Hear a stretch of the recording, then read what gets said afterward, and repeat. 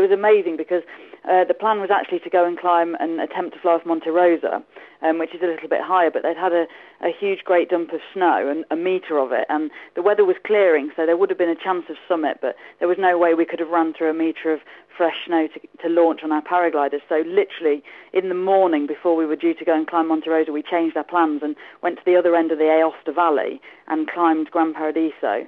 And Gran Paradiso can be climbed in a couple of days, but the weather was looking great for the Thursday, so we'd left on the Tuesday, so we had a long acclimatisation day the day before, and it all worked perfectly. You've paraglided off the top of Mont Blanc. You've climbed to the top of Everest.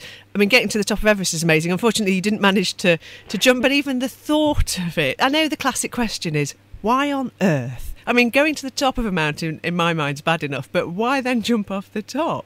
Well, I mean, there's several factors, and one's probably, the thrill of paragliding. I'm a paraglider, and I love to do it. It's an amazing feeling. It absolutely frightens me. I think some people think that I go and do it quite blasé, and, I'm a bit mad about the whole thing, but that's not the case. It does frighten me, but I can use those nerves and that fear quite constructively and positively to focus my mind and concentrate on what I'm doing. But the actual buzz of flying off a mountain is just an incredible, incredible feeling, and I think when you do it from a certain height, it doesn't matter if that height gets 1,000 metres higher because it's still incredibly high. The altitude's different and that affects the way the wing flies, but the actual leaving the mountain is still a huge height. But the other thing is, it can take a long time to get to the top of a mountain, and it's incredibly hard work. And to be able to fly down in a matter of minutes is just amazing. It took 2 days to climb Mont Blanc and 20 minutes to fly down. Squash, you make it sound like it's the lift option.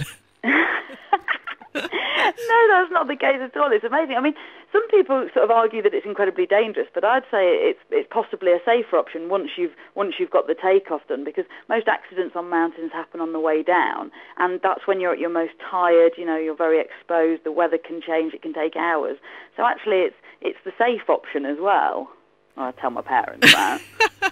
I was going to say, I noticed on Facebook the other day that you were talking, was it Nottingham Girls' School? That's right, yeah. What sort of career advice is that? How do you get into the career of jumping off mountains? What sort of career advice? I mean, do you know what? And I said this in my speech to the girls, it's not, in life you don't always know what you want to do or where you want to be, but often you know what you don't want to do and where you don't want to be, so sometimes you have to work backwards, and it absolutely wasn't a big plan or career path. So my advice was more about doing the things that you're passionate about and the things that you want to do, as opposed to, go and climb mountains and jump off them.